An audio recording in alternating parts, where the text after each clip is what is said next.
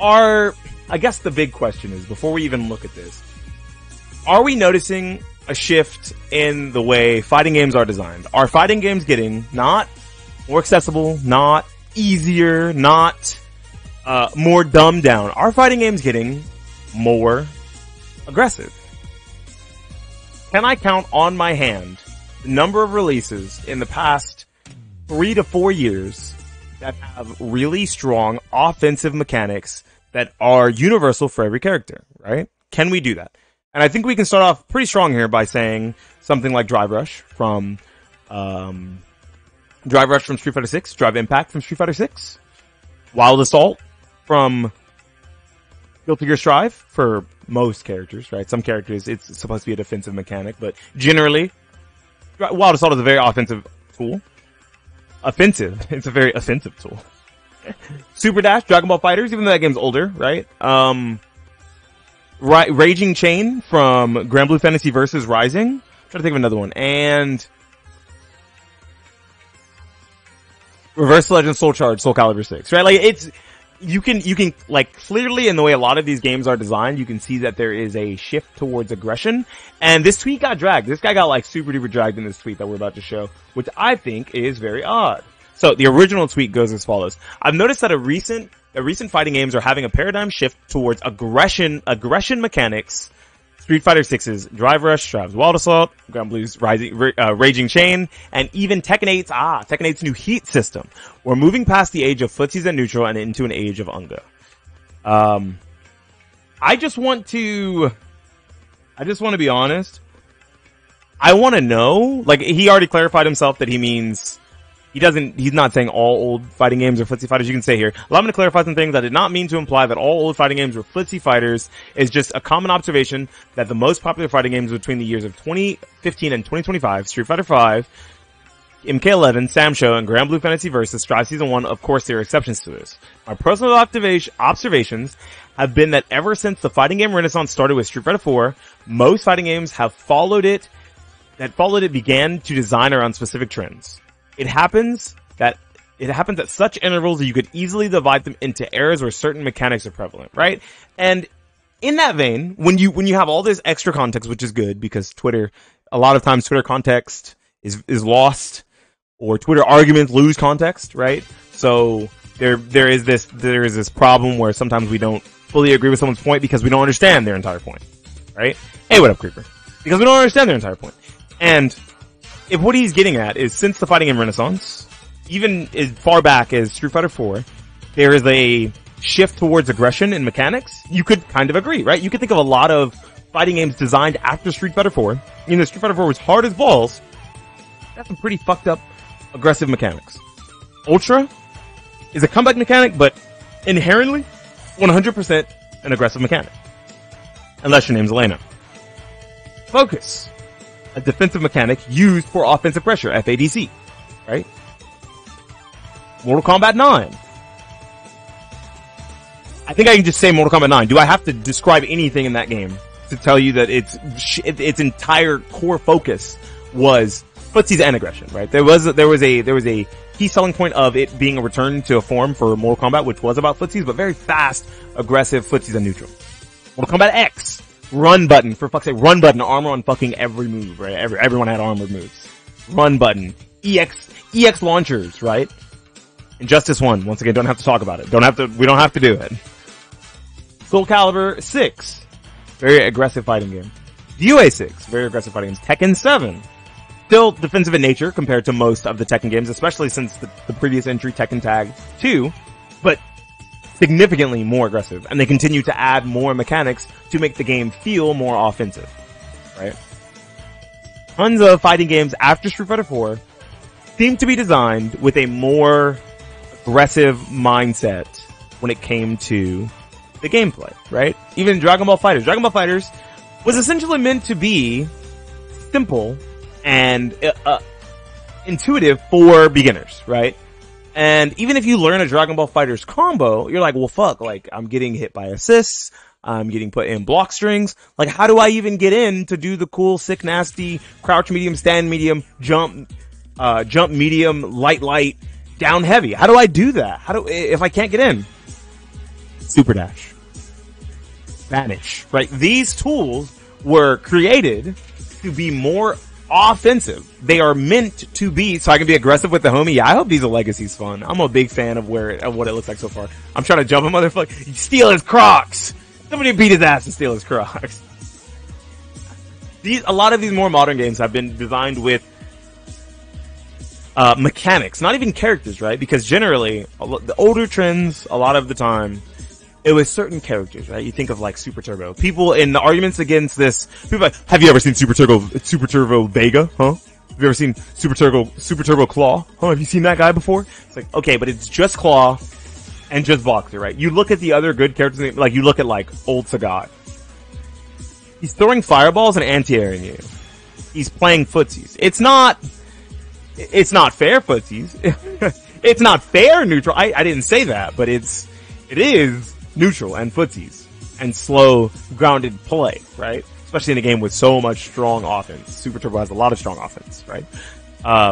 You look at something like Street Fighter Third Strike. Two of the best characters in the game are footsie based grounded characters. And then there's Makoto and Yun, right? You look at Chun and Ken and you're like, footsies grounded based neutral characters that just happen to be very strong at neutral, but they don't inherently have neutral skips, which we'll get to here in a second. But you look at the other side of the coin and there's Yun and there's Makoto, right? And these characters are all very strong. These are probably all top 6, top 7 characters in Super Turbo. In Third Strike. They're all very, very good characters. We can see the same shift even in 3D fighters, right? They made movement a lot worse from Tekken Tag 2 to Tekken 7, right? And it was a common complaint at the beginning of Tekken 7 is that the movement felt lackluster and more inconsistent, whether that be back movement or side movement, right? There was a lot of interactions in Tekken Tag Tournament 2 where if you were the aggressor, you were punished for trying to press button. Not literally, but it was very easy to lose your turn on offense to a fast step. Because stepping was so fast and so powerful in Tekken Tag 2 compared to Tekken 7. Right? And now we look at some newer games, right? We talked about some old Street Fighter and we talked about some old Tekken, right? Some older Tekken. Maybe not as old, because I'm not very well versed in Tekken 2, Tekken 3, Tekken 4 competitive. I don't know anything about those games. And I won't lie, and I won't act like I do. Right? Street Fighter 6. The best characters in the game have very strong offense, very strong neutral tools, neutral skips, and generically everyone under the umbrella has very good offensive options because of the fact that Drive Rush and Drive Impact exist. Some characters use it better than others, but these mechanics are what people are referring to when they say that the fighting game genre is going through a paradigm shift because there's aggressive mechanics. What I like to call them is I like to call them fun buttons. They're fun buttons, right? Especially on a more casual level, because a lot of times at higher levels of play, these buttons become worse. Talk about Rumble vs. Weapons real. A lot of the time, these mechanics at higher levels of play get worse. You see significantly less drive impact at high levels of play than you do at low levels of play. You see significantly less super dash at high levels of play than you see at low level play.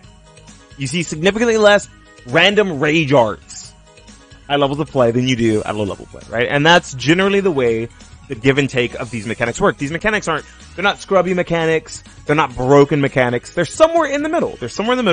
They're meant to be enjoyed by everyone and usable and somewhat competitively viable, but not overtuned to the point where you are going to see them all the time.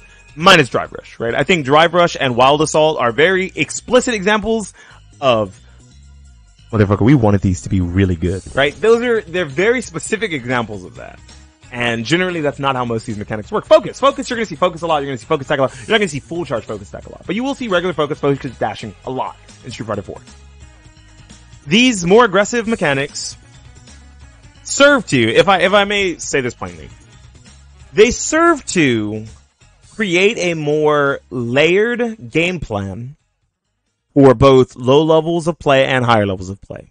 To not to make it so that the better player wins less often, but to add more layers of complexity for better players and add fun mechanics at lower levels of play. I'm gonna be real with you. I'm gonna be straight with you. I know so many people who come from other forms of games. Right? Shoutouts to another small consecrated, another small streamer friend of mine, Frigate Eric. Check him out on Frigate Eric TTV. I think that's like on Twitch.tv. Anyways, he told me, and you can ask him, you can quote this. He said, I don't think I would have played Street Fighter 6 if it weren't for Drive Rush.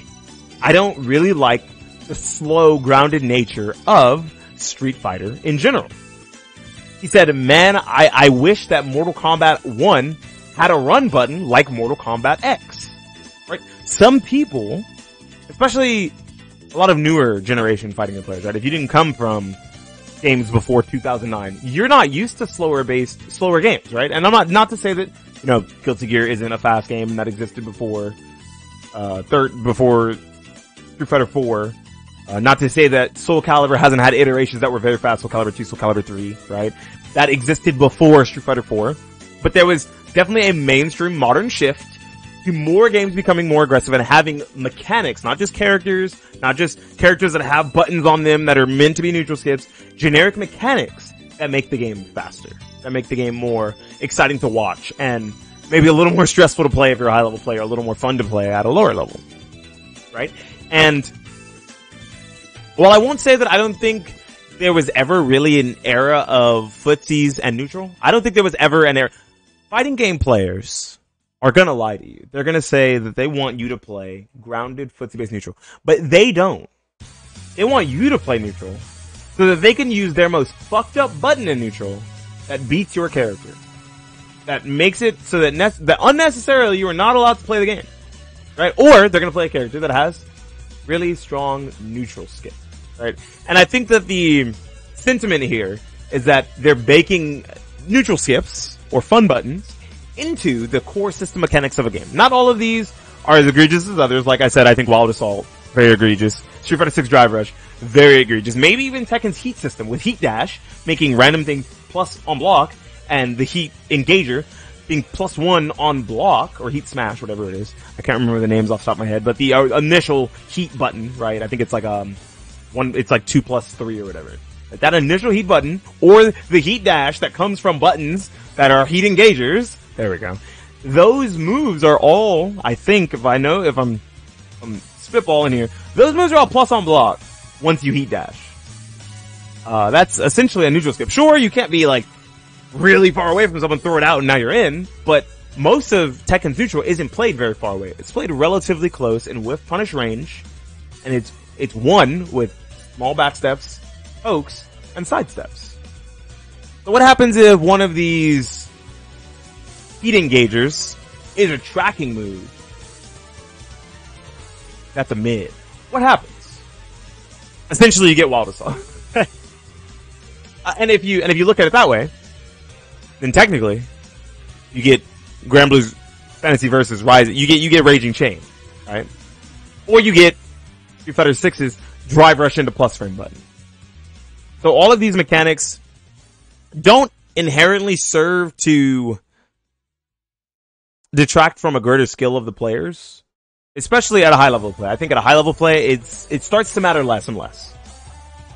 But it does make the games maybe seem more homogenized, right? I can understand that some people, if anyone is agreeing with this take and hates it and they're mad about it, I can understand, because maybe you don't want games to feel so homogenized and aggressive in nature. Maybe you like the fact that some games are more defensive than others and some games are more aggressive than others.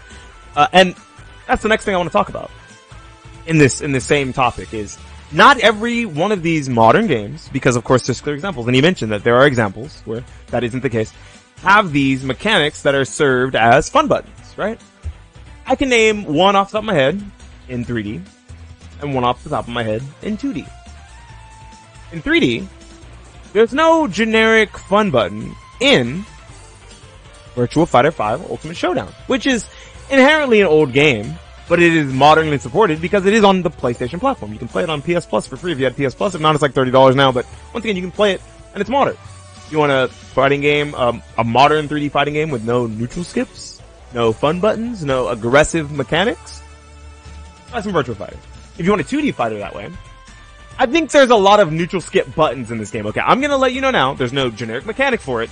I think there are a lot of characters who have dumb neutral skip, backstepping buttons that catch backstep, that are forward advancing. DNF Duel. For as much crap as DNF Duel is given, or was given, for being a really aggressive game that If you get hit once or twice, sometimes you just die. I think that generally it's very neutral focused. It is heavily neutral focused, even compared to a game like Street Fighter 6. I think that it might have more neutral to be played than Street Fighter 6. And I don't say that because I like Granblue, because I like DNF Duel more, because I like Street Fighter 6. I enjoy the game. But I don't see myself playing Street Fighter 6 the way I would play DNF Duel. I want to drive Rush In. I want to drive Impact. I want to try to go for really annoying, aggressive offense that forces you to make a mistake. I don't do that in DNF Duel.